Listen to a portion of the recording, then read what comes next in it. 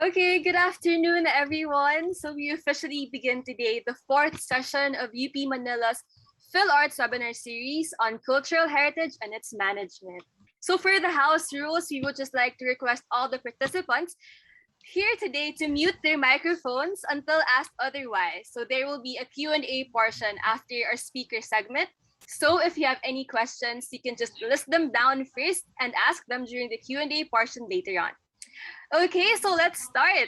To introduce the project better and also to introduce our speaker for today is the activity convener, Dr. Honey Libertine Achanzar-Labor, Executive Director of the Faura Project, and also a professor of the University of the Philippines Manila and the University of the Philippines Open University. So again, let's all welcome Dr. Labor. There you go. Good afternoon, everyone. The Faura Project is an organization of faculty, alumni, current students, and friends of UP Manila, bound by a common cause, which is to revitalize and sustain the rich cultural and historical heritage of Ermita, particularly along Faura Street and its environs. Its interest goes beyond the street of Calle Faura, though, as it promotes other heritage-laden streets and their advocates in the country and other parts of the world. So the Faura Project does so, knowing that much can be learned in other people's experience of street heritage zones and its conservation.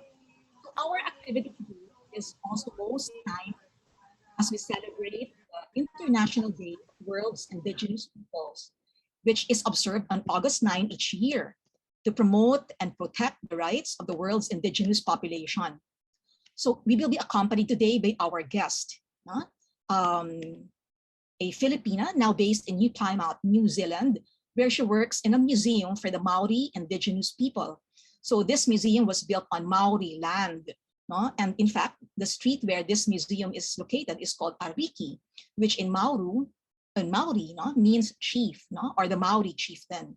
So with much enthusiasm, let me introduce to you our guest today. So our guest is currently the manager for visitor experience at Puke Museum, Library, and Visitor Information in New Plymouth District Council, Taranaki, New Zealand. She has held this position since December 2015. So she leads and integrates visitor experiences in the museum and library center. In the same position, she also co-leads the overall institution of the Puke maintain and build relationships with the stakeholders and members of the community to foster partnership and collaboration. So previous to this, she was a museum guide, then later duty manager at the Auckland War Memorial Museum from September 2011 to 2015. But before she migrated to New Zealand, she was grants officer and culture and arts officer at the National Commission for Culture and the Arts, Manila. So that's around 2001 to 2008. And it was during this period that she was lecturer for the BA PhilArts, Cultural Heritage and Arts Management program at the University of the Philippines Manila, where she taught courses on Philippine arts and arts management. So around the same period, she also taught in De La Salle College of St. Benilde School of Design and the Arts. So of course, more than anything else, so our guest is a BA PhilArts, Cultural Heritage and Arts Management Program alumna of the University of the Philippines Manila, where she graduated with honors and with the Best Thesis Award in 2001. And lastly, her interest includes heritage studies, nonfiction reading, and nature walks. They have a lot of that in New Zealand, sustainable gardening, and of course, learning the Maori language and food. So without further ado, let me introduce to you Ms. Ella Santos, Santos, otherwise known as Prunes. So good afternoon, Prunes. Good evening in New Zealand. Yes. Good afternoon to all of you. Is my audio clear? Yes, you're very clear. Thank you for that introduction. And I guess part of my workplace now is the area of interest, not just the street, but the whole museum itself and the whole site itself is an interesting conversation in regards to heritage. And it's very fitting that we are celebrating Indigenous Peoples Day. And I think I'll be delving a little bit about some concepts of Maori that relate to heritage. And what I'm hoping to have, what I'm hoping for us to, as a format in this webinar, is for this to be more of a conversation. So if at any point there's something, I mentioned a word that you're not sure about, or sounds foreign, please let me know. Stop me so I can explain it a bit further. So I guess my focus is on ARIKI Street. Let me see if I could start sharing my screen.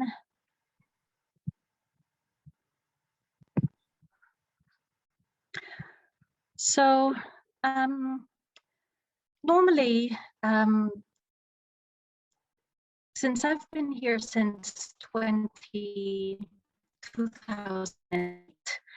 I have assimilated a lot of ways that Maori do when in a lot of ways, in a lot of aspects, including in starting in a meeting. Normally there would be a pepeha. A pepeha is a form of introduction, and I guess I would like to start off with how a pepeha might look like, because this is very important when it comes to heritage conversations, and because it talks about where the person comes from, what's important to them, and what is their connection and their relationship with their environment and their ancestry. Similarly, when we Filipinos meet each other for the first time, pag meron kang bago nakilala, tatanungin mo, saan ka nakatira? Ano ang probinsya mo? And so forth. Sino mga magulang mo? Because we're trying to create connections.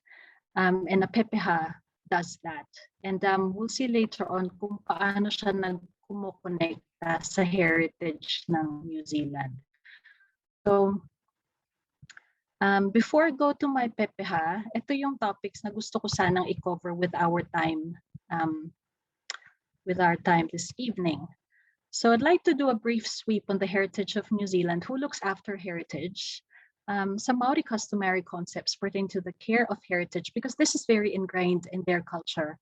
They have concepts about guardianship, concepts about treasures and what to do with these treasures. And these are all part of the language. And the focus of my presentation will be on Puke Ariki. And as Levy said, it is the hill. Puke is means hill, and chiefs is Ariki. And one thing that I would like to mention while learning Maori, there's a lot of similarities between the Filipino and the Maori language because of our common Austronesian ancestry. And so oftentimes when I hear some words in Maori, I have to think in Maori rather than thinking about it in Filipino. Otherwise, it colors my frame, or it colors my thinking about the word. So, and then I'll be talking about the past site, then and now, and its current significance, and the current state, and also Q&A. So this is a standard, this is the format of a pepeha. And normally, they would talk about their affiliation and their, is that okay? Can you see the presentation? Yes, perfect. Okay. So they will talk about their connection to their mountain, their river, the waka, kung saan sumakay yung mga ancestors nila. There's the ancestral waka. And each, if you think about Maori with different tribes, each tribe would have their own meeting house. And that meeting house is a very sacred place to Maori. So I'll talk about I'll be referencing Puke Ariki as a large meeting house, Puke Ariki now as a large meeting house. So later on, we'll see how all of these connect, but this is a standard way of a person introducing themselves. And it again talks about who they are, who they're connected with, where they're from, and what's important to them, such as similarly to heritage. So my pepeha, I chose this slide for my pepeha because it best explains where I've come from. And what I often say is that I was born in the Philippines. I've been living in New Zealand since 2008. The Philippines, the early Maori and the Polynesians have a similar connection, and that's the Austronesian origin. And New Zealand is my new home now, New Plymouth, Taranaki. And I'm the visitor experience manager of Puke ARIKI, and my name is Ella Santos. So it is the name of the person that comes last. And it is, if you notice, I started broadly where I've come from, what's important to me. And that's just how the world of Maori works. The relationships of the different parts coming together, and you are the representative of that. So I guess that's how the world of Maori works, and it's all about the relationships and your connection to your environment. So I'm very I feel very connected to this diagram, to this map, because it also illustrates the journey of the Maori coming from Taiwan thousands of years ago, and as they journeyed through Southeast Asia, east and west of Polynesia, and finally settling into New Zealand about 1230 CE. So that's the last place on Earth that have been populated. This is the top view of Taranaki, so slowly zooming into our area. Taranaki is the mountain there at the very center, snow-capped and dramatic around this time of year, being winter, in the middle of winter and spring.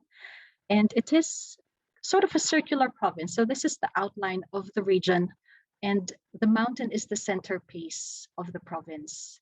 And this is very important to the identity of the people. It has a strong influence to their cultural practices, in their storytelling, in the carving, and it has a very strong influence on the culture of the Maori. And again, this is isolated. It is off the beaten track. So if you look at the New Zealand map here, we are in the North Island and we have the South Island here. Taranaki is right there at the tip western part of New Zealand. So this is the mountain, the majestic Mount Taranaki, and this has a status of a person. And oftentimes, the heritage of the iwi or the tribes in Taranaki associate themselves to this mountain. So it's like the beacon. If you're on the plane or if you're traveling by land, once you see the mountain, you know that you're nearly home.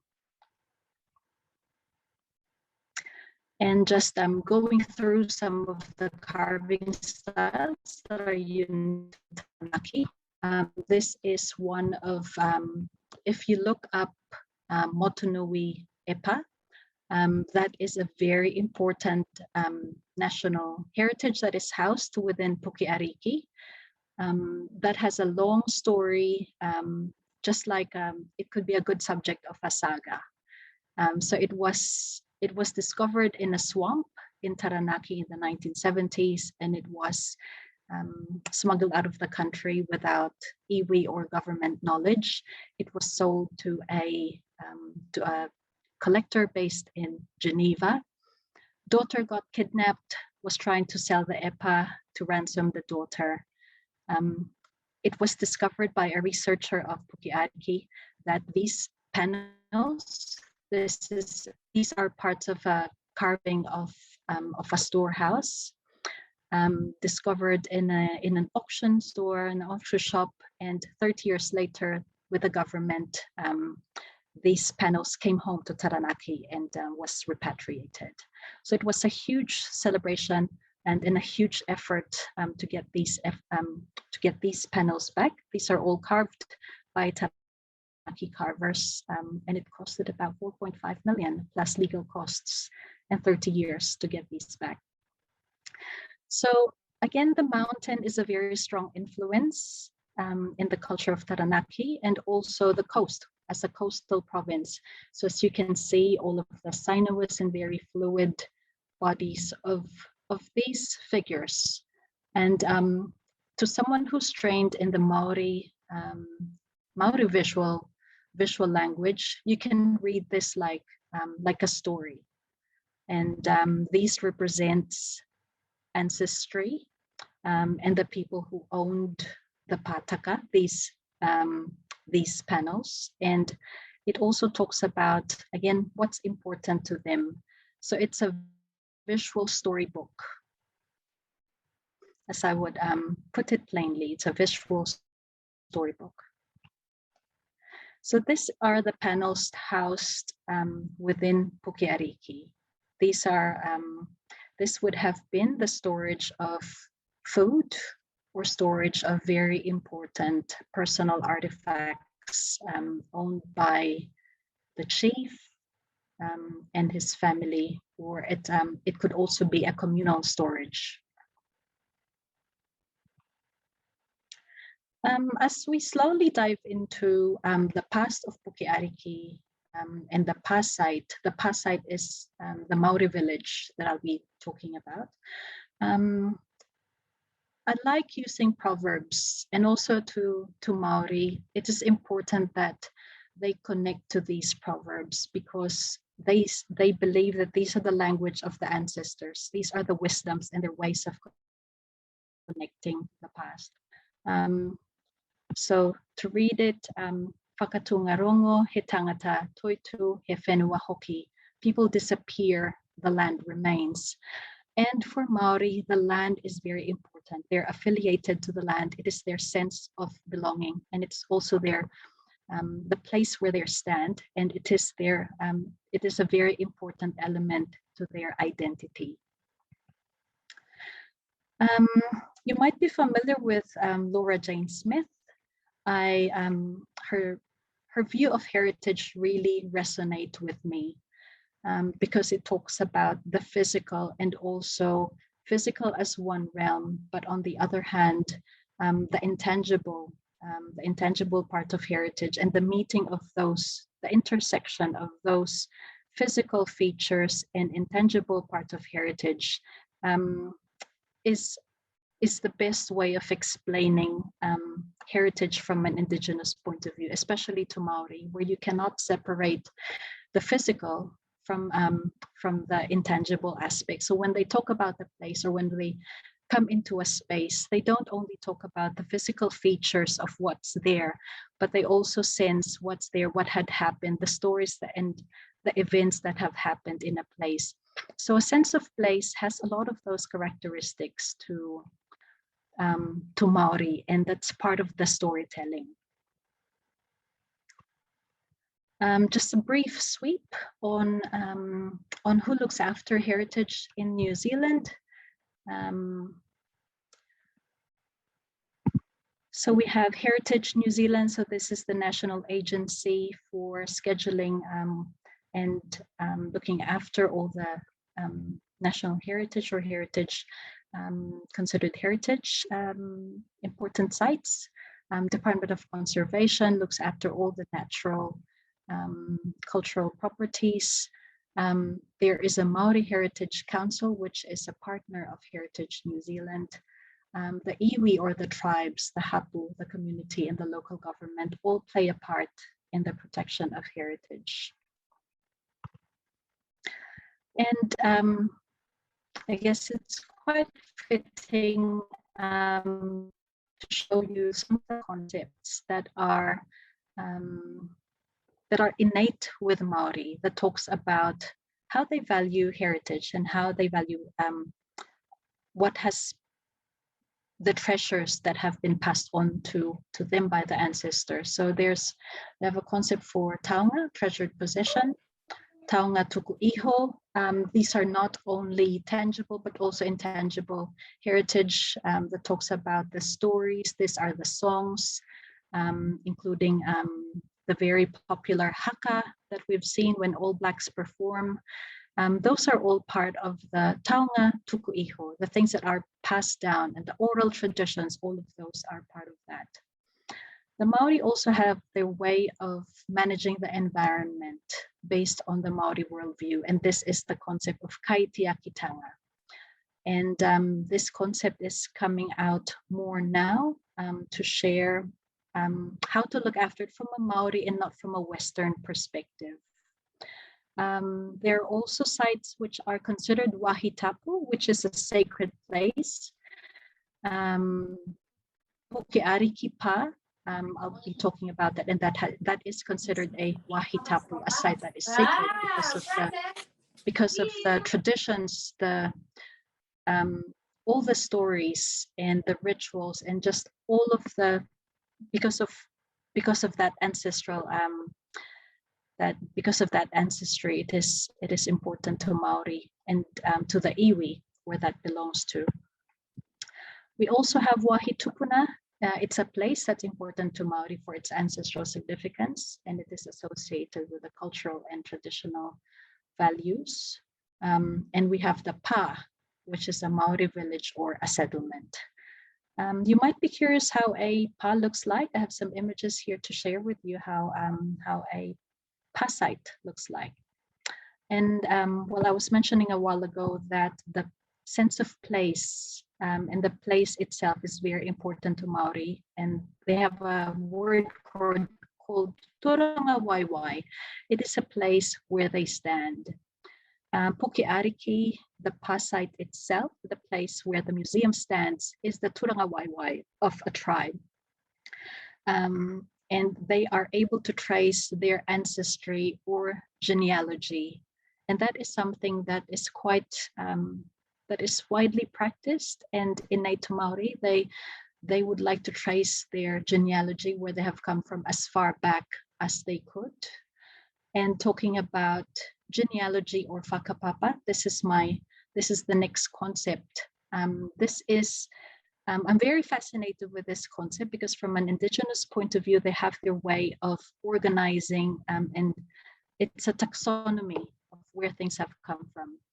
And for the world of Maori, it come from the Sky Father and the Earth Mother, and everything else, including any species, any animals or plants, would have come from a whakapapa. They would be able to trace where they have come from. So that, I think, is a very it's a good way of viewing the world and the Maori contribution to thinking. Marae, it's a sacred place, and again, I'll be using that term to refer to the Pa site where Puke ARIKI now. Back to this, just to illustrate the journey of Maori. This is a map showing the distribution of Pa sites in New Zealand. So the North Island has the most number of Pa sites, and the red markings are Pa sites less than 600 years ago. And the early Pa sites more than 600 years ago are the ones in blue.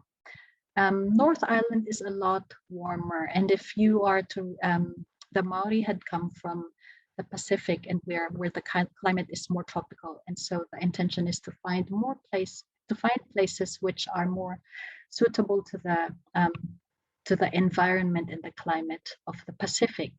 And so the higher you go in the North Island, the warmer it is. And Maori, being seafarer, and they are great navigators, they are drawn to the coast. So as you can see, a lot of the Pa sites are dotted around the coastal areas. Right, so to continue, this is Puke ARIKI Pa, an 1884 drawing. So the story of this Pa is that it was populated around late 1700 by this tribe called Ngati Tifiti. And they, over 100 years, they lived in that Pa site. Levy, is it all right to continue? Parang meron pang hindi pa nakaka-join. Just a couple of, it's not, you can continue. Okay, I'll pause. Should I pause?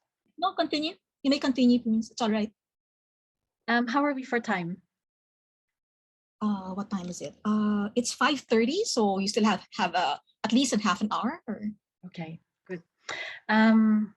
So they lived in that pa site for I guess estimate there are no clear clear indications of the time frame, but they occupied that pa and left it because another tribe from south of Northern Ireland have invaded the pa site, or have caused for them to move to another area, which is now Wellington. So this is overlooking the pa site, another 1845 drawing by Francis Dillon Bell. And these are the documentations of how that pa would have looked like when the Europeans had come around the 1840s. So the pa had been vacated bago dumating yung Europeans in New Plymouth. New Plymouth was one of the first waves of European or British migrants. There had been a very organized immigration system from Britain that brought people to populate Taranaki.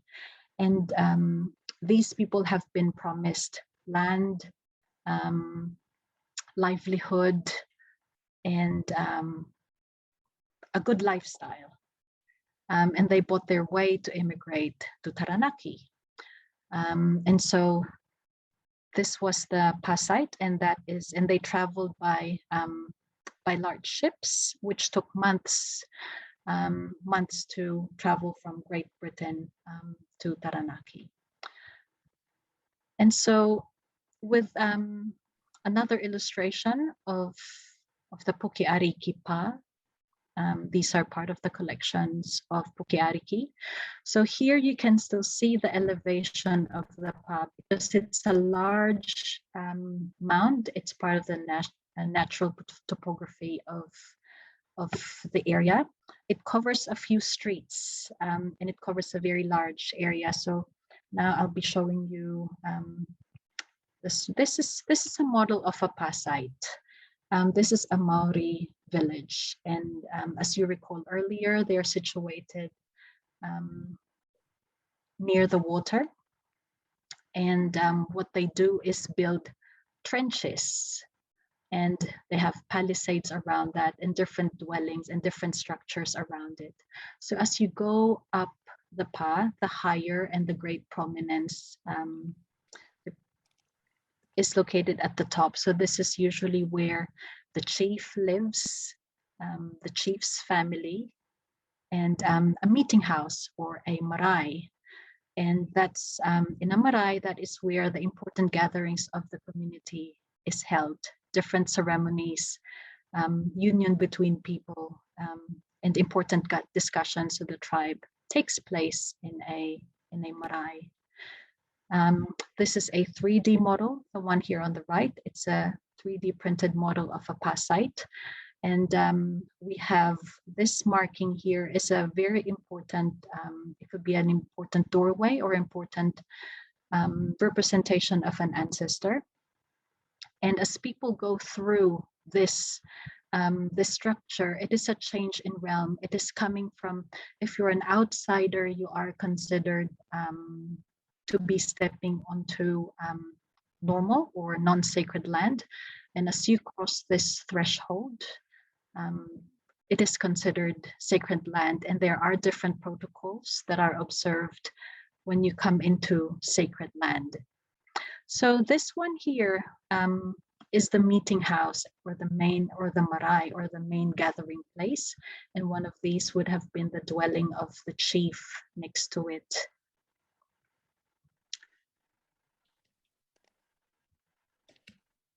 So back to Puke ARIKI, when the Europeans arrived, it was called Mount Elliot, and they considered the pa site, or this whole massive mound, to be a hindrance to development, because there were structures that need to be built, housing, and the idea was to create a little Britain in every city that they settle. So that was the plan for Puke Ariki, and this one here is a photograph of men removing Puke Ariki or Mount Elliot, 1900. So it had been dramatically flattened. So if you were to imagine that to be different floors, it would have been a 5-floor building. That's how high the Puke Ariki site would have been. This is Puke Ariki site now. So the idea of the museum was started in 1995, and all the iwi or tribes within Taranaki, together with the local government of New Plymouth, came together and thought about creating a museum, not only to house the growing collection of the museum, which is housed in one room in the library, but also they wanted this to be a world's first, because it is the world's first integrated library, museum, and visitor information. And they also wanted this to be a fitting reminder of the past of this area. So again, in this photograph, the past site would have been exactly on this site. And this is the ocean right here, which is the main food source. And also they have the ability to, there would be lookouts here. If you would imagine this is the pa, a lookout, which gives them an idea kung meron bang mga dumarating from the horizon. This one is a river, another important food source, and another heritage and important river. And the past site would have spanned up to the edge of this river, or this cemented ground, and would extend far onto the streets. I mean, think about, I'll show you a map later on here. So think about 3 more streets. It is really that massive.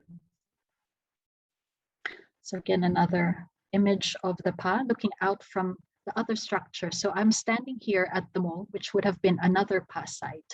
So another sub-tribe, different families would have lived on this pa, and they are separated by the river. So this is ARIKI Street, looking from the air bridge. So the Puke Ariki pa site would have covered this area as well. It would extend out beyond these buildings, would extend up to the river runs across there. And so just imagine the magnitude and the size of that pa.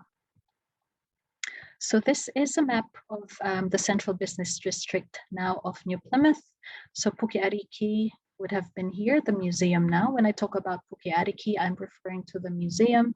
The pa site would encompass all of this area up to here, up to Brown Street, just before this main street here.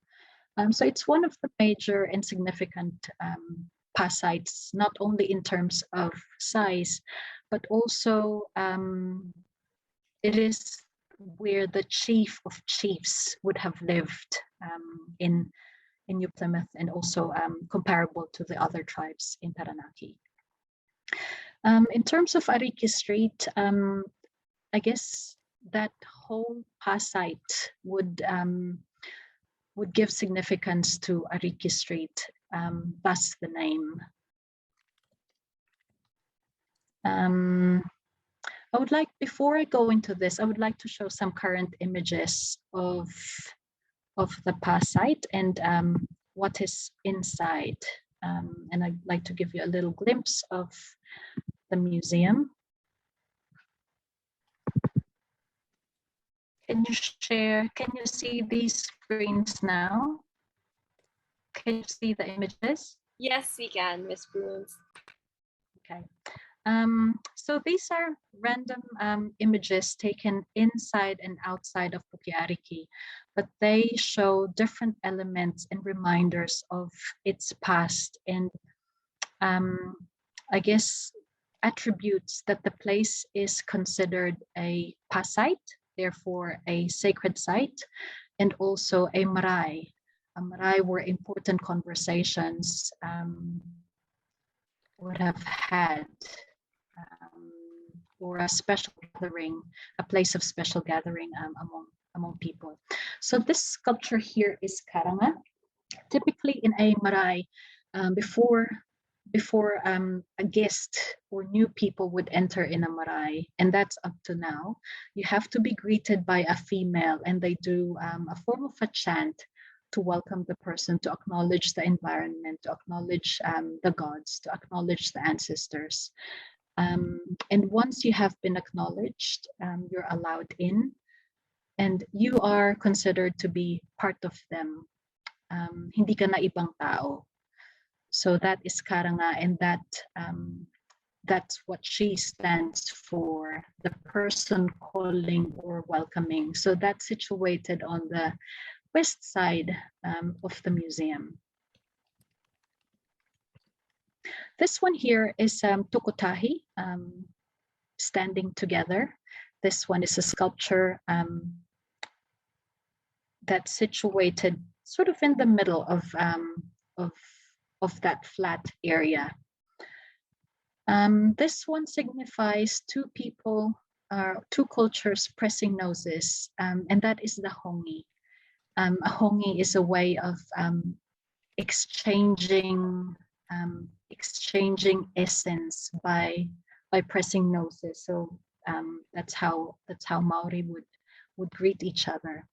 And I guess the meaning of this, dahil nasa gitna na siya, nakapasok ka na, then the Maori would greet you, and it's like saying you are now one of us. We are welcoming you. So this is the foreshore, an important food source, and also the past site would have been. This is a reclaimed area. This part, the walkway, is now a reclaimed area. And the past site would be looking out to this beautiful view. This one is the ceremonial entrance. So if you remember earlier, there was an archway to the past site, a very beautifully and intricately carved pathway. This one is a reference to that. This is a ceremonial entrance which is only used if we have any new artifacts coming through, or if we have new staff that are starting, then they would have come through this doorway. So that is the threshold where, to somehow signify the change in status from normal to sacred space. And this one is so the archway.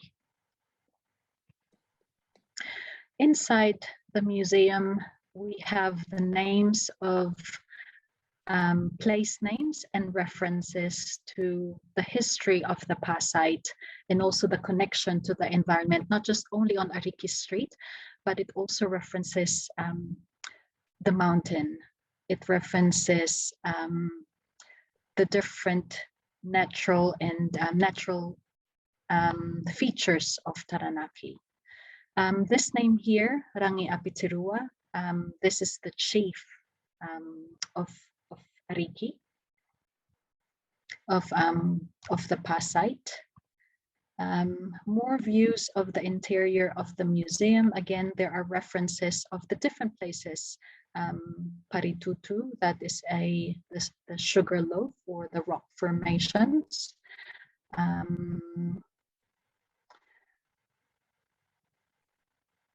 Paiare is another name of a place. So these are all references, and at the moment, what the team at Puke ARIKI are doing, and we are learning from people from the iwi or from the tribe. We're learning all about the names of these around the foyer, because our hosts, that is their workspace, and oftentimes they get asked by visitors, what do those names mean? And these are all reminders of the past of Puke ARIKI and what it was before. And it's funny how there are a lot of elements within the building and outside the building that are often ignored. But now that we are looking at it as a past site and a marae, and we're unearthing all of these stories about the heritage of the place, it's all making sense. It's all a big story. It's like a big puzzle clicking its place. So more photos of the interior. And so these stairs lead to the Takapo-Fariki, or the Maori Gallery. There was a special reason why Takapo-Fariki had been chosen where it was now. It's because ito yung tirahan ng chief. This is the dwelling place. Kaya ito yung pinili to be the site of the Maori treasure. So a lot of the carvings and artifacts from the Taranaki region are stored here on this level. These are the inside of the carved doors. You would remember in previous slides that I've shown you, those are the exterior. And again, these are the interior, and these carvings here reference to the ancestors and the genealogy and the people who have lived in the past site. Again, all of the reminders around in and out of the building, reminding of the heritage and the stories that the place holds. More names. I think there are about 20 odd names around the foyer. And sometimes they're easily ignored. And for the longest time, when I first got there in 2015, I wondered what the names were. And there was little knowledge and understanding about the stories here, and little by little, and that is the beauty of working in visitor experience and also being an inquisitive person. So why don't we unearth what these names mean? And what is the connection of these names to Puke Ariki or Taranaki? And these names were deliberately placed where they are because of their significance, because they all serve as clues to the stories that were in the place. So more names, Sarangya Pitirua, and this is the exterior. Again, another clue here to what Puke Ariki is trying to achieve is this woven wall. The woven wall seemed to signify people coming together, or the interwoven and the connections of coming together. So again, Maori being big and important sa kanila ang connection and relationship of all things. Mapabagay or ibon, halaman, lahat yan magkakakonekta, lahat mahalaga. Guess those are all of the images. Any questions at this stage? Before I go to current and next steps. Anyone? Questions? So far, so good. Okay. None. Thank you. So I'll be sharing the current and next steps. Can you see this slide? Mm-hmm. Can you see the current state and next step slides? Yep. Yes, Miss Prunes. Yep. Okay. I'm always second guessing myself with Zoom kasi very rusty na ako with Zoom. So as I've mentioned earlier, knowing all that past, we're in the process within my team and within Puke Ariki and unearthing all of these stories. So it's still quite new to us. I guess for a few years now, we've been walking around and walking past all of those sculptures that I've pointed out, all the carvings and the names. And it is only recently that we have strongly developed the need to really get to know all of these and develop that strong awareness about the heritage of the place so that we can advocate for its significance. Although the site is considered by the community, when I say the community, the iwi, and part of that also is the local government. It is considered as a heritage and important site. And when we talk about heritage of New Plymouth, the Puke ARIKI past site or the Puke ARIKI are one of the things, is one of the things that comes to mind. But they only know it because of the museum, because the library is there, because of the important cultural artifacts that we hold in our collections, but not so much, but not as deep as knowing the stories of the past site, and knowing the stories and the development of Maori in the area. So that's something that we are trying to look into, and we're trying to deepen our awareness of its heritage and its significance. And we're hoping that we are able to develop strategies to embed this within the organization. How can we make this part of onboarding, making sure that the staff members that join us are aware of this and would become part of our advocates in talking about what the PA is all about, because it's a very important departure in talking about Taranaki, in talking about culture and heritage and what the place is all about. And so we need to do a lot of internal reflection, internal research, but also we have to do a lot of Maori engagement and conversations with them, because we have to remember that these are their stories, this is their heritage, and we need to be given the mandate to share this widely and use it respectfully, tell it respectfully. And how do we do that is by asking Maori, not us telling them or not us identifying it for them. And sometimes engagement with Maori is not just one meeting. We have to build a relationship that is several cups of tea, several coffee and visits, so that we can get to know each other. And that's how trust is also developed. And that's a form of community engagement that we need to embark. I guess we've got to build that foundation so that there is that continuous collaboration, so that whatever comes out of our initiatives within our organization, within our community, we have the local Maori support, and we have them backing us at the same time. And I guess the last thing that, as when I talk about community participation, these are the programs that Puke ARIKI would develop. These are public programs, the ways that we can engage our community, the ways that we can share the knowledge with them, so that they too can develop a sense of connection to the place, and find their sense of belonging, and how they, and the way that they could connect to the stories. An insight to the population of New Plymouth is that it is 84% European, so it's a very white, very Western demographic. I guess 14 to 18% Maori, and the rest are Asians.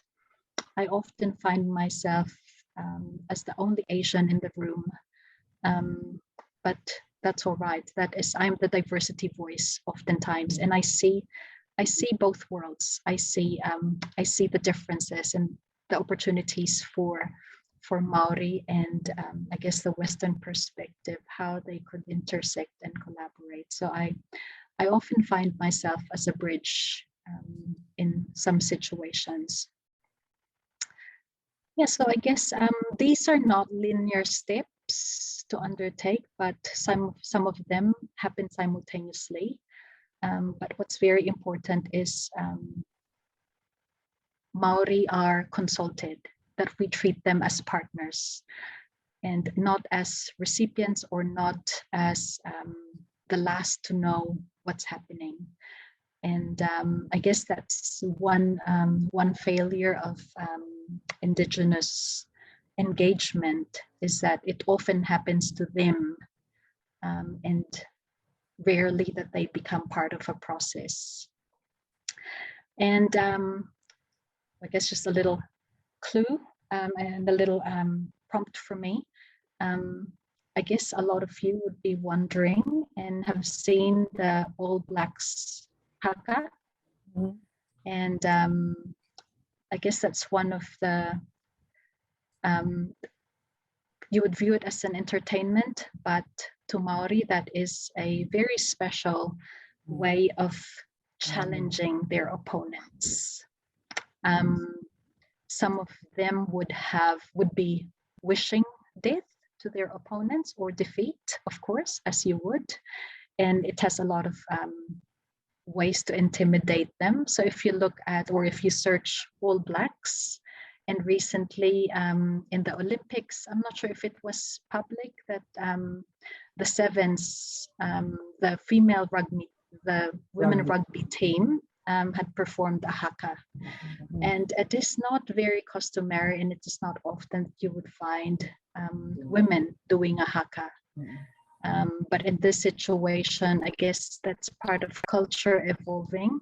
And according to one of my sources, it looks like that the haka was created especially for them. So it's not only a war dance, but it could also mean that it is a way of celebrating, a way of farewelling, a way of expressing very strong emotions. And when Puke ARIKI was opened in 2003, part of the stories that the community who were there could not forget how powerful the haka was. So if you were part of, if you were amongst that, and I have felt that, it's a hair-raising experience, and it's a really emotional experience that it nearly drives me to tears to be experiencing all that emotion and all that intensity. So I guess one of the assignments of, I guess, after this is to have a look at haka, or look at All Blacks haka or Maori haka to see an example. And I hope you you feel that intensity watching it. And I hope one day when you come to New Zealand to experience it and be part of that welcoming process.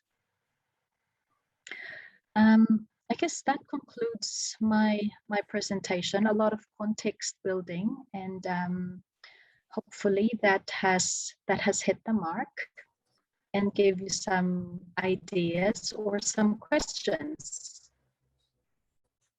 Mhm. Oh, All right. So thank you so much, Ms. Santos, for that wonderful talk. You know, it's amazing that we've been learning so much about the heritage of other countries as well. So for those who weren't able to attend our last webinar, we had the opportunity to learn more about the culture of Adelaide, its history, and how it's doing right now during the pandemic. And for this session, we had the opportunity to learn about ARIKI Street in New Zealand. It's definitely been such a great adventure. You know, even though we're stuck at home, we still get to feel like we're traveling the world through the stories of our wonderful speakers. So again, thank you so much, Ms. Prunes. So right now, for this portion of the program, we will be having our Q&A portion. So to facilitate this segment, we have Professor Bonilla, a BA Philippine Arts professor from the University of the Philippines Manila. So you may now send your questions through the Zoom chat. And okay, go take it away, Prof. Bing. okay. Well, thank you very much, first of all, Prunes. Ella now, no? Hi, Bing. How are Prunes you, na lang. my dear? My little, oh my gosh. And you even have a clipped accent now, huh? When you're talking, huh? Medyo, whoa, okay. And it's good to see you. We've learned a lot, no, from your presentation, and wish we would all be there in New Plymouth. Okay, and then are there questions at this point? Well, maybe I can start it off with, ano, sige, pakipila-pila lang natin yung questions natin. No? Now, you were saying how the way you described it is the entire place is contextualized in a rather sacred, no? Parang there's a sacredness to it, no? That is already embodied in the very persons of the Maori. Ganon, no? So how are you're in the tourist activity, like feedback, no, you get from them. How are they reacting to this? Do they behave like it's any other museum, or they are given an orientation as to how to behave? Are they restricted? Do they be are they the way it is, no, in museums? Of course, you don't misbehave in museums when you go inside, no. Pero is there some sort of a did they follow still the ritual from the time you were saying a person is welcomed from normal to sacred, and then there are certain, parang even the exchange of essences, may ganun pa or something. How are the visitors? So I can answer your question in two ways. First, with visitors, they are given a welcome. So our host team would give them the Maori greeting. They would say "Kia ora, welcome to Puke Ariki," and they would give them an overview of the place and point out the protocols within the Maori gallery, because photography is allowed in all other parts of our collections except for the Maori collection, because of the cultural protocol that governs. And also intellectual property na rin siguro, if we're to look at it from a modern and Western perspective. So the Maori gallery is the heart of the building, of the museum. And so that's one cultural protocol. Food and drink are generally not allowed within the museums as a general rule. But for Maori, it is even stricter, because everything that's within the space, the carvings, all the old tools, personal accessories and personal implements, they're all considered sacred or taboo. So food is ordinary or non-sacred, and it cannot mix with sacred things. So that's even one restriction. And outside the gallery is a water feature. So that water feature is meant to cleanse the person, and so that yung mga spirits iiwanan mo dun, that you're not taking them with you.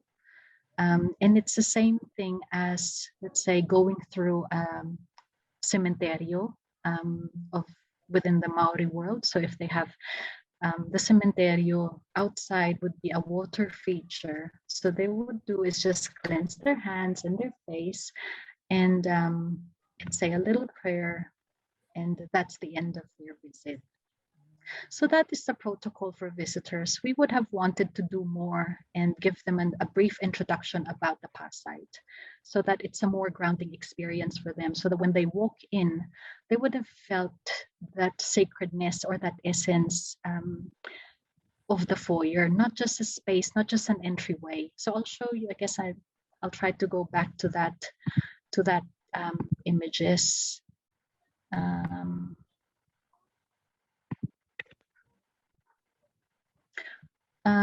We want them to experience. So it requires a slight change in infrastructure, and it also requires some changes, and we don't know what yet. We don't have the answers yet. But upon entry, that is something that we want our visitors to feel, the essence and sacredness of the space. But of course, on the other side, museums are meant to be playful, participative, and interactive. So how do we, and technological. So those are different things that we need to combine. That's part of our thinking. How do we do this respectfully? And we need to move with the times. So how do we do that? And with the names around the walls, we were thinking the names around the foyer. How could this be by using QR code? Because now we use QR codes heavily when we scan to different places, different public spaces. So we need, how can we leverage from that technology to be able to share the interpretation of these names. So I guess I can share the images now of the foyer. So visualizing that this is the foyer, and upon entry, that's what I want them to feel. But when it comes to staff, that's a different story. I guess what makes our induction process unique is the pofiri, or the welcome process. So the welcome process starts off with a call of the woman that invites them to come in. It just calls on all of the essence, and also what's around them, drawing power and energy. And so they walk through these doors here, and imagine the guests, they would be seated here, and the home side, the local iwi and the existing staff would sit on this side. So there will be conversations in exchange, there will be some songs in between, and it is concluded with an incantation to close off the ceremony, because that ceremony on its own is special.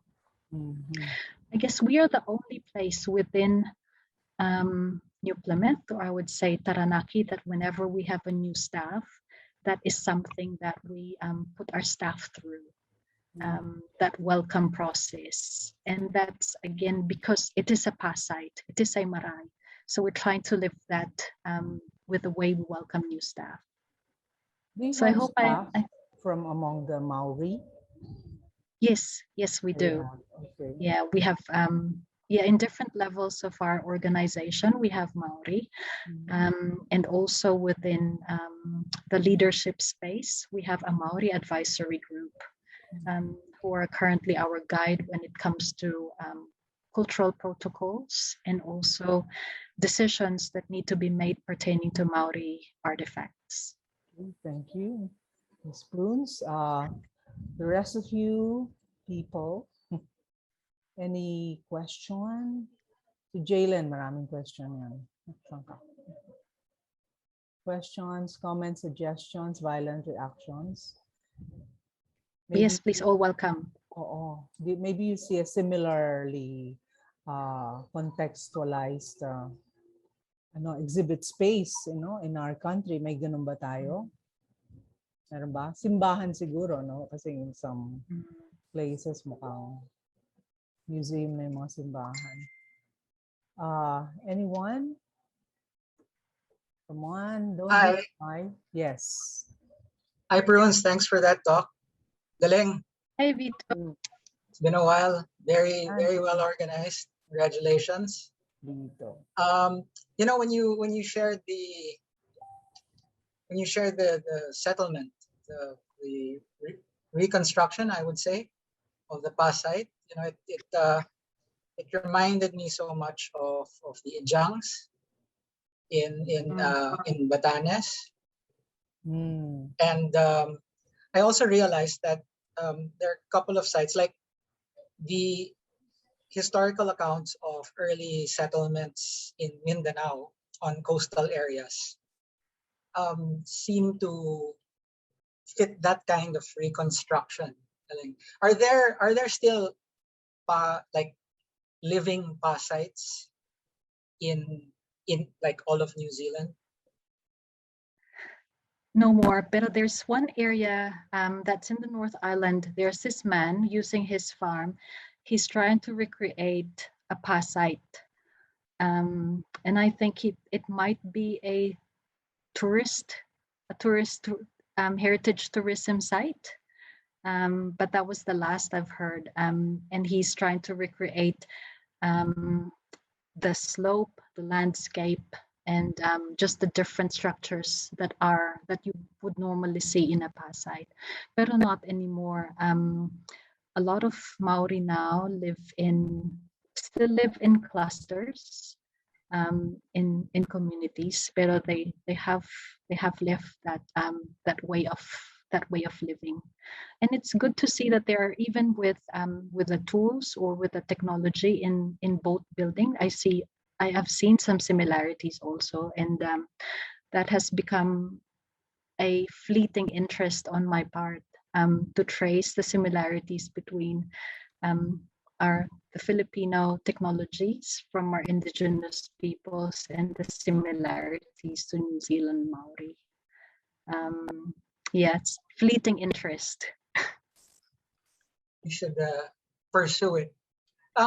Interestingly, no, I mean, since there are no quote unquote surviving past sites, I would suppose, you know, having a reconstruction like that, there was some kind of documentation. Was it oral? Was it did the colonizers, did they have drawings or photographs of these other past sites? And it's amazing how, you know, the lengths that they went, the great length that they went to demolish them, because they're 5 floors of grand settlement. That's quite an imperial project. It is massive. Talagang flattened. Flattened yung pa. And as you can see, it's the CBD is a flat area at maraming buildings, and but you can still see some clues, yung elevation, ganyan. Pero to answer your question, the colonizers or the Westerners had some form of documentation. There were some paths which have been archaeologically excavated, very well documented, and some pa, like Puke ARIKI, had very limited, or I think walang archaeological excavation na nangyari. So it was deserted when they came, and what they did was to build a government seat and the house of the Governor General on the past site itself. And they had some surveyors who were appointed to do these drawings and documentation of the past sites. And I guess part of those are oral histories. And one of my colleagues who's researching that for a future exhibition was reading this book all about the oral histories about the place and describing the place in great detail. Thanks, Prunes. I have a couple of more questions, and galing. I'm very fascinated now that I'm also I'm in Australia, so fascinated with the indigenous people's interactions with their colonizers, regardless of where they are. Philippines, Australia, New Zealand. I want to be able to get a grasp of how indigenous peoples from different places adapted or dealt with being colonized. So, but I'm sure other people have questions, so I'll leave it first to them. Thanks again, Prunes. Okay. Thanks, Vito. So Dr. Labor has a question. Maybe the percentage of your staff being Maori. How many? Yeah, honey, where are you? Yes, Hello. okay. Did you hear that, Prunes? I was just wondering whether some of the Maori in the area are actually employed, and like what percentage would they be? A lot, knowing that you are within their territory, or just few? Yeah. The Maori within our staff is very low. I guess there are within a staff of 150. I would say that less than 10% are Maori. We would have wanted to have more of them, but it's all down to different factors. And I guess we're more active now in attracting them when it comes to recruitment. And we are explicit in saying that these are the skills that we need. So we're trying to directly talk to them so that we can change that moving forward. But in terms of employment, I guess still part of the colonization has greatly impacted Maori, and it is still fresh within them. 1840 was the start of colonization. And there was a lot of land confiscation and misunderstandings about the treaty. And I guess partly to go back to Vito's question about interaction of indigenous peoples and their colonizers, the British, it is very interesting because in 1840s there was a signing of a treaty, the Treaty of Waitangi, which is the founding document of New Zealand. So there were some varying definitions because to Maori, it defined that they have sovereignty over their land, that they are giving the crown governance of the natural resources, and they are being protected and recognized as British citizens at the same time. Pero saan nagbago ang definition and understanding is the ownership, because while for Maori they have they are assigning governance, the British treaty or the English treaty took that as sovereignty. So that's a big gap. And the other one was ownership, as to how that ownership would take place. So there was a lot of misunderstanding, and Maori were hugely disadvantaged, and their language was taken away from them. Generations of children were also taken away from them. There was a lot of injustices, and they are still very much going through a recovery process. But a lot of them are really competent. A lot of them are leaders in the community, or part of local government, or in the governance spaces. But there's ongoing recovery that the Maori are undergoing at the moment still. Are there any more questions? Don't be shy. She's one of us. Don't be shy. No question is outside her ambit expertise. Nakakasindak yung yung accent. Oh, di ba? You're one of us, right? No. Are you one of us? No, that's ano lang yan, accent lang yan. Totoo po yan, actually. By the way, I'd like to recognize our alumni. Si Calano, Miss Calano is here, and being famoso, and maybe please and guests, Mr. Feria, Enrico. Guest ka ba? Sorry, student. Student po. Student ka rin. Sige. Of course, Vito is also our alumni. Of course, our No, I'm a student. Vito is our archaeologist, collaborator in our forthcoming book. Okay. Now, if there are none, so nowadays, where do the Maori live? They live among us. Yes. No, nothing separate. No, nothing like the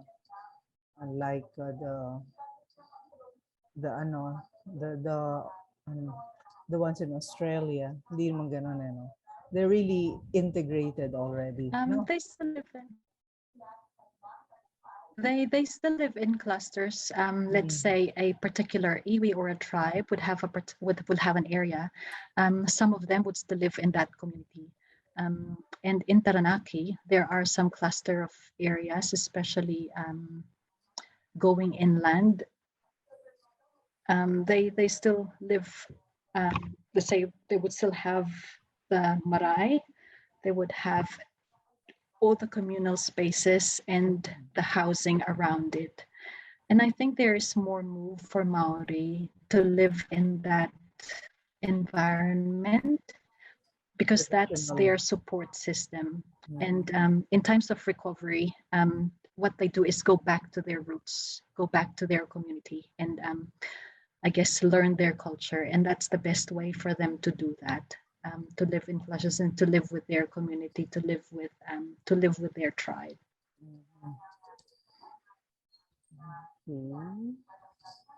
Sorry, may I? Yeah.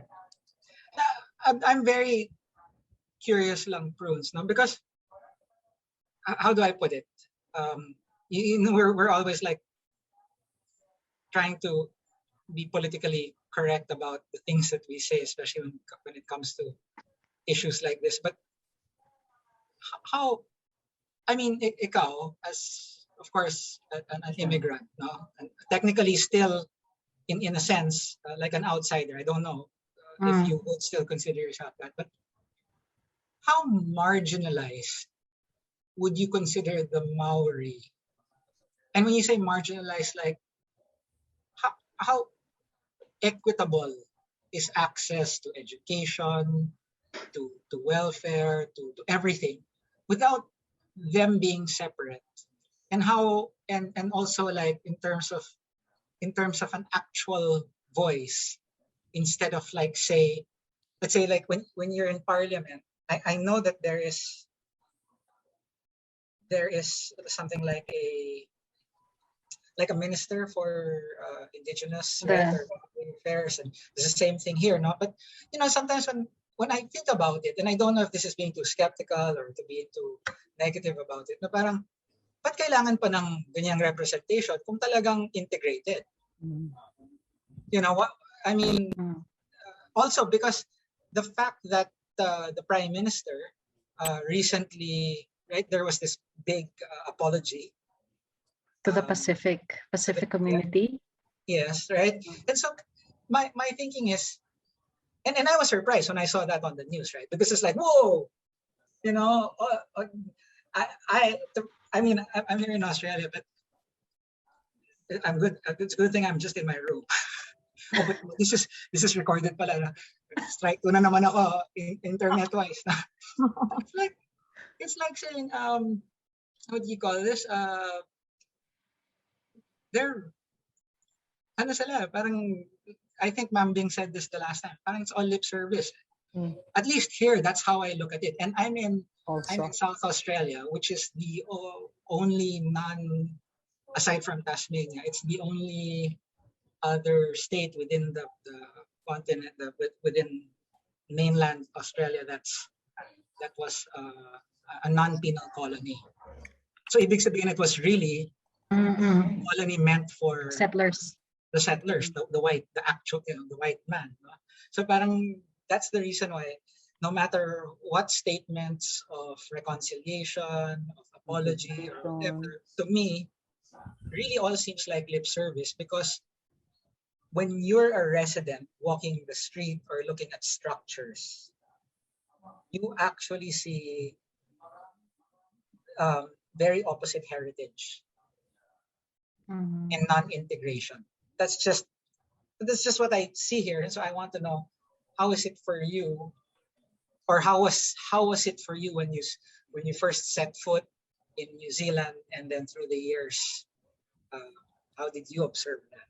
Sorry, I don't know if that's a long-hauled question and the answer might take long, but I really hope that it gives everyone here right now online that a certain kind of perspective, and then so we can use this to move forward for our own sites in the Philippines. Oo nga, ang dami ng tanong eh. Iniisip ko nga, my brain is sorting kung ano unahin ko.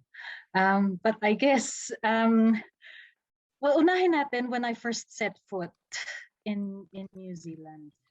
That was in 2008. I guess I felt quite intimidated, and then as an outsider looking in, I know that I have a lot of learning and understanding of the society. I have a lot of catching up to do as to where they're up to.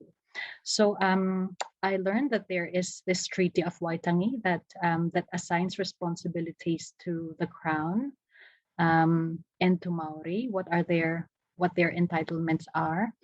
And I also found out that there were a lot of breaches throughout the years. Right, straight after the treaty was signed, there were a lot of breaches and land confiscations, and that took Maori by surprise, because they thought that they can sell their land at an equitable price, but it was taken away from them. So that was a very painful part, and of course taken away by force, and that had a lot of ripple effects on the Maori and thinking of their worldview. A lot of us think of the past as nakatalikod tayo sa past and we're looking into the future, right? That's a common worldview to us and also Westerners, and we have inherited that. But to Maori, they're looking at the past. They're facing the past because that gives them their sense of identity. They need to be in touch with their past, and the future. They have their backs turned to the future because that is unknown to them.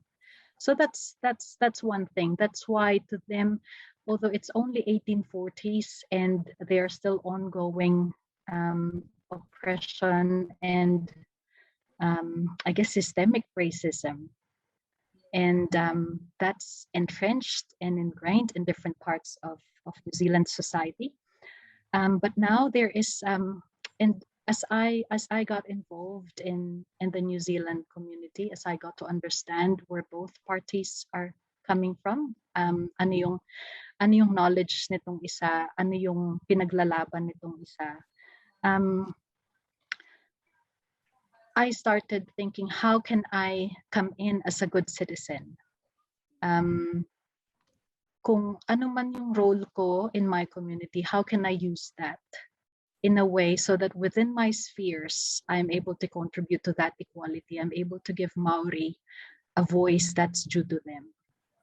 So within the principles of Treaty of Waitangi, there's this concept of biculturalism.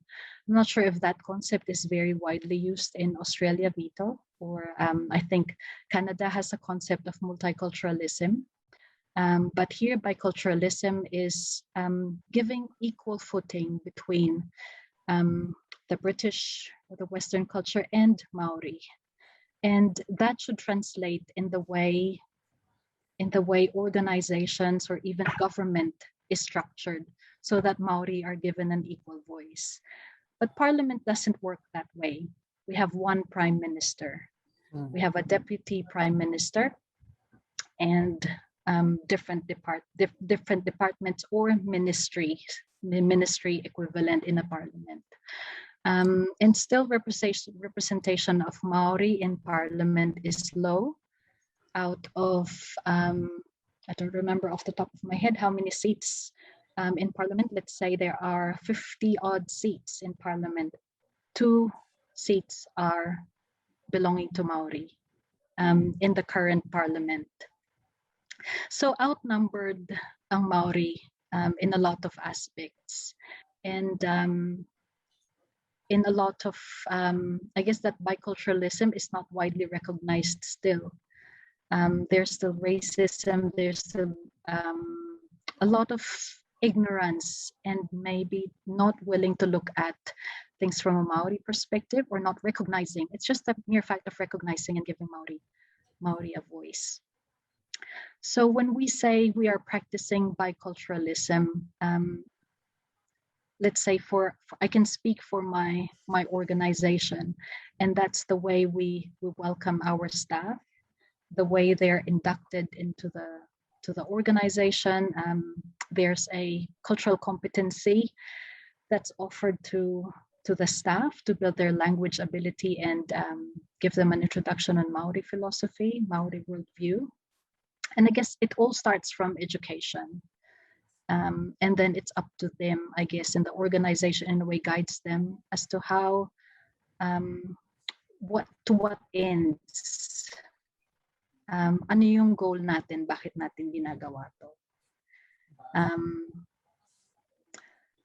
Yeah, I guess to answer a question about voice, hindi pa tapos. It's still an ongoing effort. It's work in progress. And I guess we haven't really achieved that genuine bicultural society. At dumarating, ang laki ng percentage ng migrants in New Zealand as a whole. And how do they factor in which side they belong, or are they being excluded because of this bicultural nature?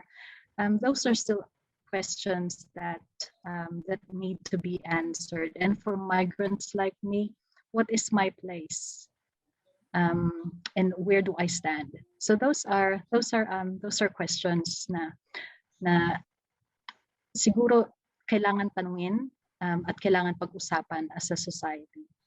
Kasi marami pa ring mga tao rito, whether lumaki na dito or bago rito, they just go about their daily lives. They go to work, they study, watch the news, they party on weekends or do recreation activity on weekends. Tapos na. Okay. Thank you, Prunes. Any question from our young students? Baka may mas perceptive yung mga tanong niyo dyan. Or kasi proportionately talagang outnumbered na ang Maori, di ba?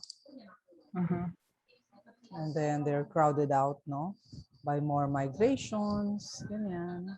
But then if they can integrate themselves, they really just will see their, what you're doing here is to help them not be erased, no, culturally in the mainstream of New Zealand society, diba?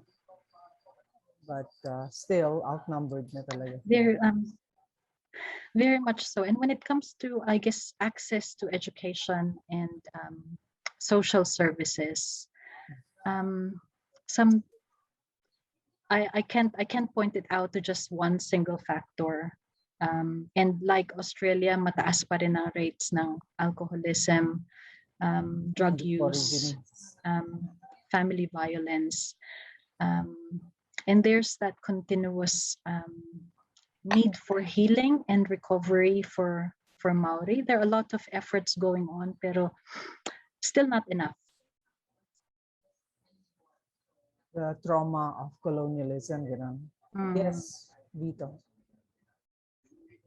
You're muted. Sorry, thank you.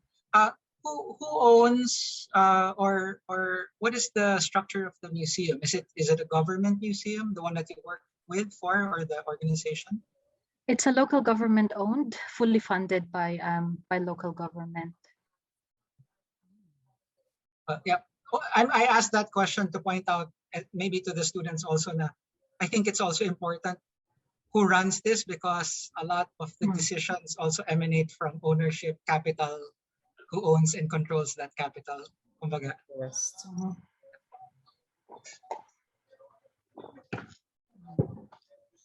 Parang may feeling lang ako na na mas empowered pa rin ng Maori. I don't know. I'm just... Kesa sa Aborigines niyo. Yeah. Parang sila, actually, they'll fight back. You know, because like... and also, for what I noticed is, the cultural, a lot of the cultural institutions here, the framing is still very Western, in a sense where, you know, where you have the greeting, right? Here, it's an acknowledgement of traditional owners and their land, you know, versus actually a welcoming of the traditional owners. That I might not be a traditional owner or indigenous person, indigenous Australian person, but because I am on their land, I will greet you, I will welcome you the way they welcome. And I just do it on behalf of them. So parang very powerful yung language na yun eh. Diba? Acknowledging versus the way you do it in New Zealand, na you're doing it the way Maori would do it. And so I don't know who's more empowered, the Maori or mas brilliant lang yung framer of this practice. You know, the administration. I guess empowered din ng Maori, and also I guess when it comes to government taking the lead, yung apology ng New Zealand came a lot earlier, and there are treaty settlements for all the breaches of the treaty. So with the treaty settlements, I guess it restores what was taken from Maori in terms of their land, their control for the resources within that area, and also acknowledgement, sometimes even place names. Marami ditong mga names, especially just the pa itself. It is Puke ARIKI, But when the European settlers came, they changed it to Mount Elliot. And it's a good thing that it's been restored to Puke Ariki, or just like the mountain, let's say Mount Taranaki. I guess, again, after 1840s, they renamed it Elliot, Egmont. They named it Egmont. And it's only recently, so Maori had battled for that to be restored to Taranaki, because Taranaki is a name of an ancestor. The mountain is considered to have a personality, or attributed to a person. It's not just a physical. It's not just a mountain. It's not just a physical feature, but it is considered an ancestor. Ang ganda nga ng story ng Taranaki, how it came to be where it is now. There was a love story involved and a battle between mountains in the North Island, and because Taranaki got defeated, that's how. So he moved away from where Tongariro and the other mountains were in the central North Island, and so he settled in Taranaki. So that's a little bit of a story. Yes. And so Taranaki, when the Europeans came, they renamed it Egmont. And after years of battling it, and as part of the treaty settlement, they wanted Taranaki's name to be restored as just Taranaki, because prior in the 1980s, it was considered to have that dual name. So it's considered Taranaki and Egmont. So you can call it interchangeably. There are a lot of settlers here who know it only as Egmont, and they will only call it Egmont. And there are equally settlers here that would only call it and only know it as Taranaki. And the triumph in that story, 2019 was when they decided that as part of the treaty settlements of the Taranaki tribes, the name of Mount Taranaki will solely be called Taranaki. So these are all indications of how the government is giving back and trying to restore. The Maori has a concept of mana. Mana is authority, or it's their pride for place, and just their pride. So I guess it's slowly restoring the mana and parang correcting all of those colonial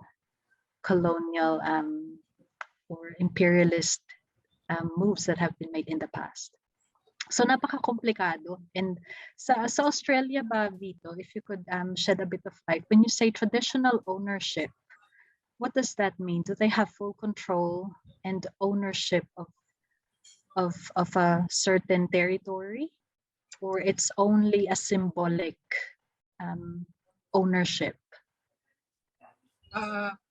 Yung traditional owners are what they prefer to call indigenous peoples. So hindi na aboriginal is not anymore as accepted. It's not as used. It's still accepted. But the more proper term for the aboriginals in Australia, as they have written down in policy, is traditional owner. Traditional owners have their territories? In terms of owning them, it's not black and white, as I found out. So it's something like recently, there was a law that was passed where, let's say I'm in the Greater Adelaide area, Bedford Park. I'm on Kaurna land. I can't even pronounce it properly. But what they want you to do now is when you write your address, kailangan what lands you're on. That's a requirement now. So yeah, in terms of ownership, wala. And you know where they live? It's all West or colonial framed laws. So yes, there are some traditional owners, whether fully indigenous or not, who actually have homes the way we have homes, or Westerners or colonialists would have homes. But like I shared in my talk, a lot of them live in groups and mostly in public places. And my thesis to that is it is partly an assertion or a self-determination, not just of themselves, but of their lands. So whatever we want to do, well, we are the traditional owners. So, and it seems to be tolerated. Which is why I'm like, I don't know if that's, but you can paint that as good or bad. Pero sa akin, parang, it might be a more organic way, and then someday the more difficult conversations could be discussed and resolved. I don't know. I've only been here for a year and a half, so yeah. But I really wish for these people that the healing, that the reconciliation, and the true recognition of their ownership is really upheld. And we all of us, whether immigrants or, well, I'm not an immigrant, but you know what I mean, like immigrants or the colonialists, really will just have to step back.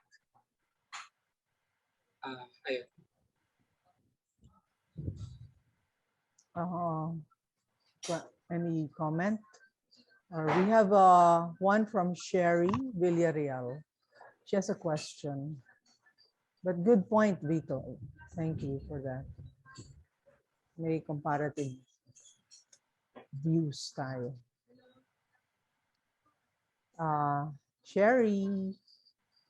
Miss Sherry Villarreal. So anyway, she is asking, does the Maori have a Japanese ancestry?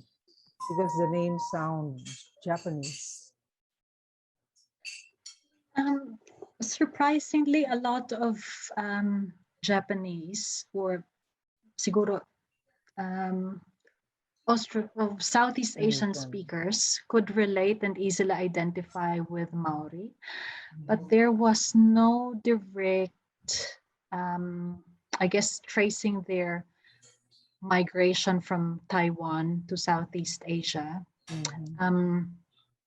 Walang deliberate or walang nadaanan na, walang mentions na nadaanan ang Japan. I guess it's that language makes it yun yung nagpo-provide ng parang similarity or resonance dun sa language. In fact, isa siguro sa mga advantages ng Southeast Asians, akala nila dito ang galing ko, ang bihasa ko sa Maori because I could pronounce the vowels really well compared to the European or from other cultures. Okay. But little did they know that I grew up with the same vowels, I, E, O, U, the same pronunciation, and I can identify to some of the counting systems like tahi, rua for two, fitu, pito, 7, waro, walo. So it's quite similar, I guess. Going back to the question about Japanese, there wala pa akong nabasa or na encounter na established na lineage ng Maori to Japanese. Mas prominent yung Taiwan as the main origin where the dispersal started. I noticed yung oral tradition passed down, no? Parang there's a word iho. Iho is child, di ba? Son. No? Parang is it, in that same train, gano'n. Parang gano'n no? Parang ganun, parang handed down to the next generation. Yes.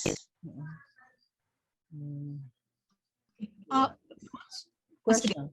Yeah, I have a question regarding the museum. Like, unless I missed this in your conversation earlier, but how much of the collection or the things exhibited are tangible versus intangible? No, and if there is if there's a good portion of it that would be focused on the intangible, like can you share with us an exhibit which parang a manner in which this is exhibited? Naging choppy ka for a little bit. So my understanding of your question is how much of our collections are tangible, meaning could be interacted with. Yes, yes. And how much are out of bounds or could not be interacted with by visitors. I guess a small percentage of our collections are allowed to be handled, but sometimes with our new exhibitions, I think if you showing, do you still have the slide of the museum looking from the top of the stairwell? Can you still see this slide?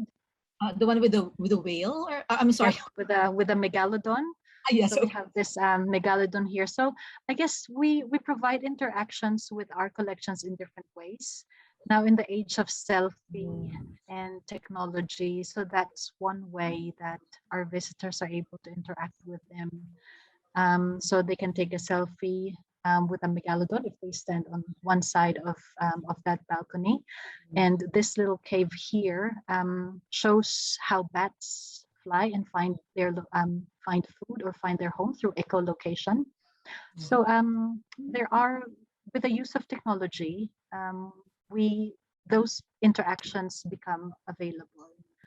But when it comes to, let's say, Maori collections, then most of them are behind glass because they're fragile and could easily deteriorate. So I guess, yeah, in different ways, we try to provide access and interaction. And when we have some exhibitions where we would specially label things, you can touch this in order to feel this painting. There are touch stations or touch samples that visitors can handle. So we try to go around that by being creative, giving them alternatives of not touching the real object, but they have a small representation to have a feel of the real item. Thank you for that, Prunes. A related question. Would you say that this museum would be the museum to go to if you want to know more about Maori culture, or is this just one among many in New Zealand? This is one among many, and if your intention is to learn about Taranaki Maori, and specifically Taranaki when it comes to geography or lifestyle, this would be the place to go. And each region would have their specific museum that talks about the unique culture or the uniqueness of their region. The National Museum is in Wellington, so that spans the whole country, may representation in different parts. Whereas the museum where I worked in, yung size niya and collections niya is comparable, or sometimes or in a lot of ways, say when it comes to Maori and Pacific collection, they have the best in the country. And so I guess Auckland Museum would be a place to go, but mostly focusing on Auckland collections. Okay. And one thing I'd like to point out is that these museums, all of the museums, I guess, in Taranaki, in New Zealand, hold collections from different parts of the country. And now that the repatriation policy has been enacted, there's more active intentions between museums to return collections that belong to a particular place. And so, yeah, so it's pretty new, and New Zealand is together with Australia, Canada, and the US. There's active intentions or moves for repatriation. Thank you, Prunes. Thank you.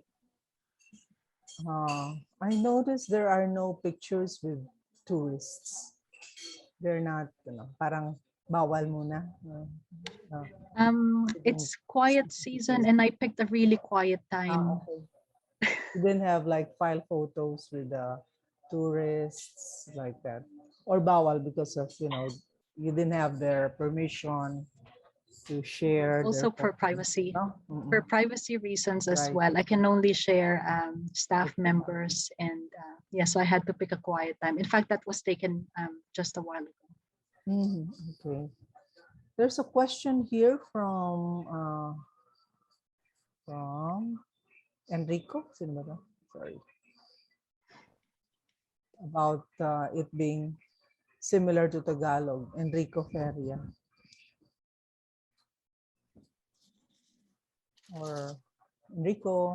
Yes po. I just wanted to ask because Ma'am El has stated earlier na there are similar vowels. So I was wondering if Tagalog is really similar to the language ng Maori. Good question, Enrico. And that's a very, very similar, not only with the vowels, sometimes with the words. Let's say, yung counting or mata is also a used word.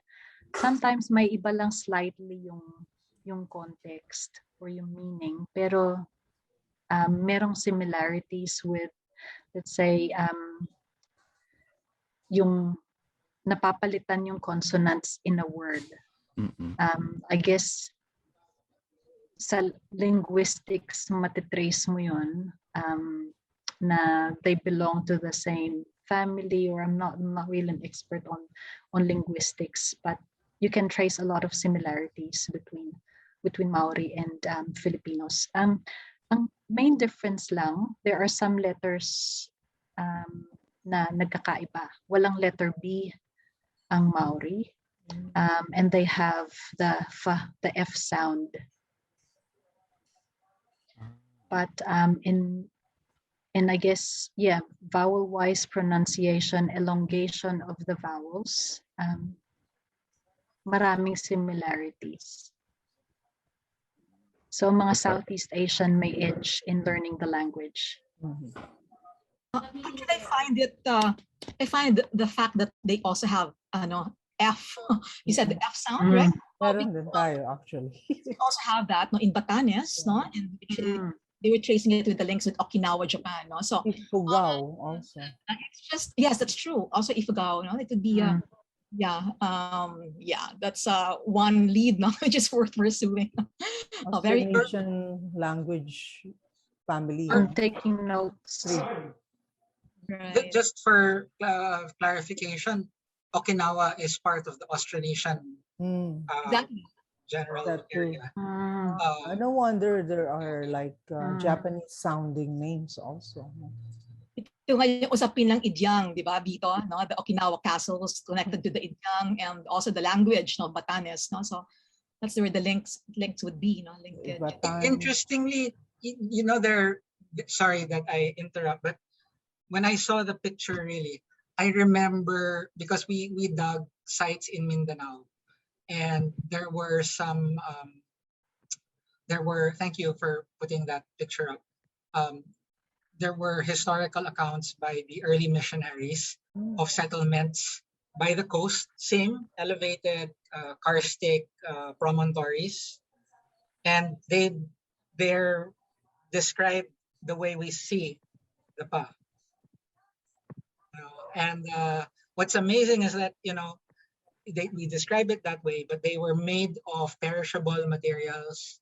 They were also destroyed by the Spanish and or turned into fortresses themselves, Spanish church fortresses. And so we totally don't have an actual representation of that. So I see the value really of looking towards other nations or cultures nearby, especially with similar language heritage, and or i.e. cultural material heritage, to be able to understand our own past. That's one. And since I'm already at it, and I'm sure we're pressed for time, I just want to point out, because Faura Project, I know we're all advocates of the Faura Project. I think one of the beautiful take-homes of this talk by Prunes, by Ella, is how the Maori, or at least how the framing is spiritual. And And for our future heritage workers among, the PhilArts students especially, and the other students of heritage, Professor Labor and Professor Bonilla, I think one of the questions is, when we endeavor to conserve a place, a space, a street, what is the underlying framing, or what is the spirit of the place that we want to conserve? No? And I guess ang ganda, because for the Maori, it's very spiritual in a sense. No? Sacred. Thanks. The Thank you. That's a good point, Vito. And also, I guess my tip will be to go deeper, as deep as you can, in the history of the place, to find the real essence of the place. And so I guess that's a journey that we are going through. And I guess for the Faura Project, that could be a similar journey. Try to go as deep as you can, and bring out that essence, that information, or that knowledge that is little known. And surface that, because for us, this past site, looking at this city, looking at this landscape, who would have thought that there had been a past site, several past sites? There's one past site there, which is now a shopping center, and a huge past site here, and more past sites around here. I think there were about 70 odd past sites just in New Plymouth alone. Don't ask me what the land area is of New Plymouth. I don't know off the top of my head. So just unearth what is special, what is unique, and what is the little less known information or knowledge about the place. And that's the process that we're trying to go through now.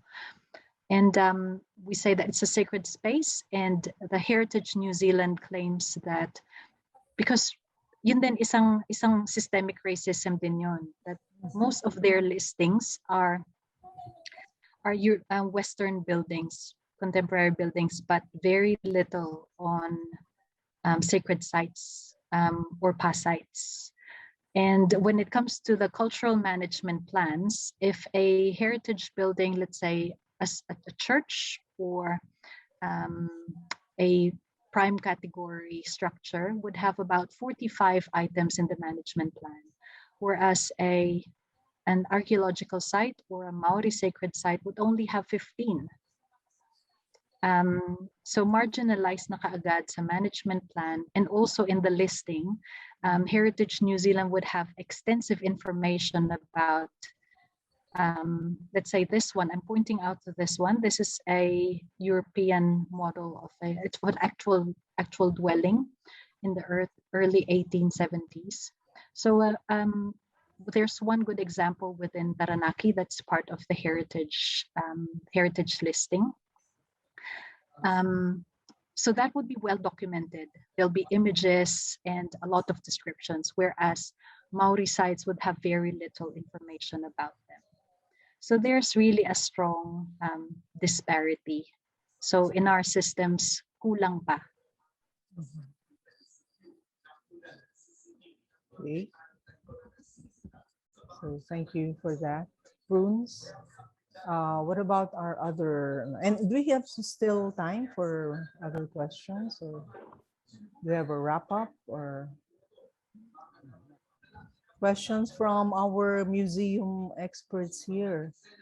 Camille, anything? She's not with the National Museum. Hi po.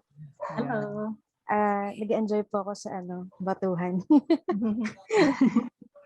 Pero yun lang po, interest ko lang is yung involvement nga ng Maori sa museum niyo po. And siguro parang with your exhibitions, parang you mentioned na meron pong council, hindi ko alam kung tama, council ba, of elders, parang gano'n, ng Maori na nakakonsult sila before gawa ng isang exhibition. That's right. We have a Maori advisory group. Yeah. So any decisions about collections are run past them. Atin-atin lang to, and not sa akin, that structure could be improved. Being an advisory for me is very flimsy. They need to be in a decision making. Although they make decisions, pero It depends on what's placed before them. And for me, being an advisory group does not hold a lot of water in a decision-making table. So for me, that's not a true essence of partnership. But within the ranks of the organization, we have a Maori curator, and that role looks after the Maori collection, all the conservation and all the research, all the collection work. And within our structure, we also have a po tikanga. Tikanga is a Maori term which means protocols. So we have somebody advising us of protocols. Let's say when we have a collection item coming through or being accepted, if it's of great significance, then they are welcomed as if we're welcoming people. They go through the pofiri process, and because it's a spiritual item, and so in keeping with that, they are welcomed as if they are people, or I guess they're the same importance. So this we have these within our structure that keep us in line. And keep the Thanks context. Thank you for that question. Any more questions? See, about how long do we have? Or anyone? Charisse, you might have a question. Actually, Charisse, my co-host. I'm really just enjoying listening to the discussion. And, like after attending Kuya Vito's talk and now attending your talk naman, Miss Prunes, it's just so nice to, see all these alumni from BA Philippine Arts just thriving and actually doing, actual work for like cultural heritage. So that's pretty amazing. It's really just a big honor to be here. Thank you again, po. Older batch talaga si Prunes sa akin. Just Hindi, doon nga ako nagtakay kasi sa'yo kuya tapos ako miss. Ay, sorry po. Just to correct, older batch si Vito, 97 ang student number ko. Sir Vito po ulit. Isip bata ng tunay. See, Mr. Peter Palakpak, do you have any questions, sir? Or anyone here? Insights, reactions, or something takeaway? Angelica, ayan. Nandiyan ka pala. Hello po, ma'am. Hello. Actually, sobrang nagustuhan ko po yung discussion, lalo na po yung batuhan. And siguro kung i-relate lang po dito sa atin din sa Philippines, parang similar po siya sa naging parang concern din po or problem with the New Clark City. If alam niyo po yun sa Pampanga. Kasi I wrote a critical paper po about it in the first year. And as I researched po, yung may tinatawag po silang Sacobia Ancestral Land sa may Papas Tarlac po and around Pampanga. Kung saan po ginawa yung New Clark City, which is halos 10,000 hectares po. And sobrang laki po ng parang Land grab na lupa from their ancestral land. So, as I researched po kasi, there were 16 tribes po or groups po na Aitas na naninirahan po dun sa ancestral land. And parang so far po ngayon, wala po kung masyado naging balita about them. Like, ano po nangyari after mabuild po talaga ng New Clark City and parang ano po nangyari dun sa heritage talaga nila. Because the last time I watched po a YouTube video about them, buhay pa po talaga yung culture nila. Like, yung mga dances po nila, everyday pa rin po nilang pinapractice. Mga 2017, 2018 po yun. Continuous pa rin po talaga nagtatrive yung land nila. And yun lang po, parang ngayon po, realize ko po kung gano'n po ka-importante talagang ma-document po talaga and ma-conserve po talaga yung mga tangible cultural heritage and yung intangible din po. Kasi sayang po talaga sila. And kasi taga Pampanga din po ako. And ano ko din po kasi may mga places po ngayon sa amin sa Pampanga and the city na dumami po ulit yung mga ITAS. Parang nag-space po talaga sila and yung parang bumalik po sa dati na nagbebenta po sila ng papaya and crops around the city, which is hindi po nangyayari dati talaga for a long time. Sobrang, yun lang po. So, madami ko pa natutunan with this talk and ayun, sana po in the future makatulong din po ako to conserve and to document all of the culture po here in Pampanga. Yes, yun lang po. Very good. Isipin mo na, thesis mo yan.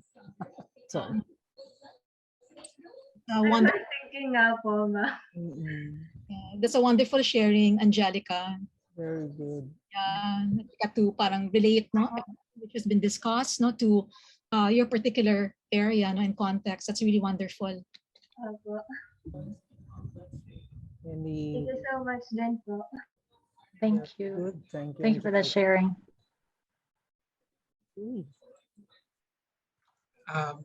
I thank you, Prunes. Hello? Yeah. Go ahead. We can hear you. We can hear you, Kuya Vito. Yes, ma'am, Prunes. Anyway, I want to thank you, but also to point out because I quite enjoy. I mean, for this month I'm relatively free in the evening, so it's great that I'm able to join you. It's also great to see so many attendees, and I would suppose a lot of them are future heritage workers. And one of the things that you pointed out, which I think is very important, when you said it between us being part of the advisory council doesn't really cut it, and that is to me the message that says we as heritage workers shouldn't be afraid to ask or to point out the difficult questions, because at the end of the day, when we start to look back at what it is we have right now versus what might have been, you know,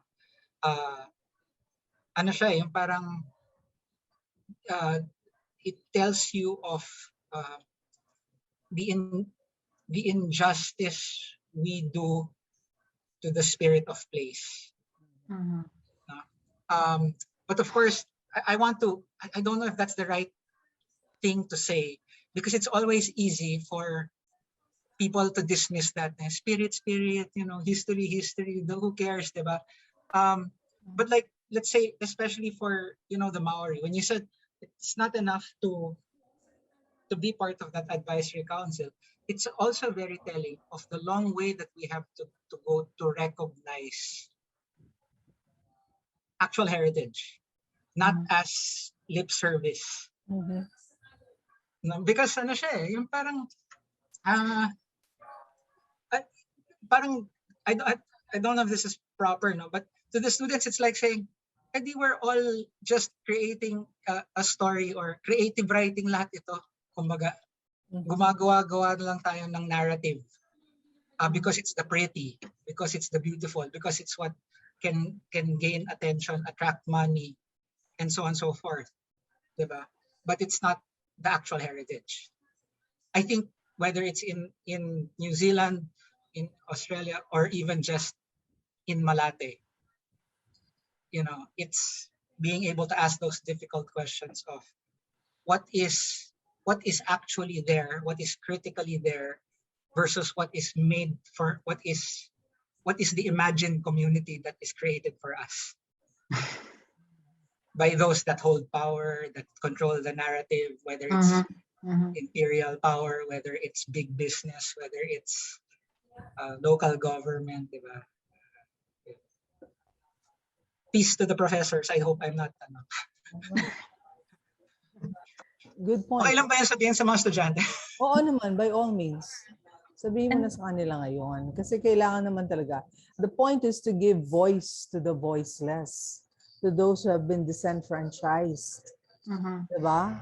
Because they are the remnants of a society that was taken advantage of, that was divested of what they had. Mhm. Ngayon, they decided to grow a conscience, and they are now giving lip service, structured into so many things. No, how sincere are they?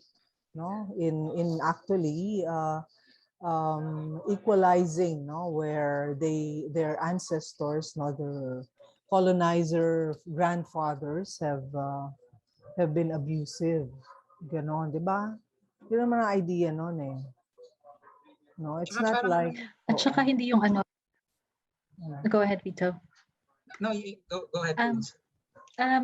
At saka hindi natin kinikilala or inaalam yung kultura nila to enrich tourism para mas maging popular na destination ang New Zealand, because it's showing Maori culture, because you can touch it, you can experience it, but it's giving Maori the right to self-determinate, and for them to express their culture however they see it fit.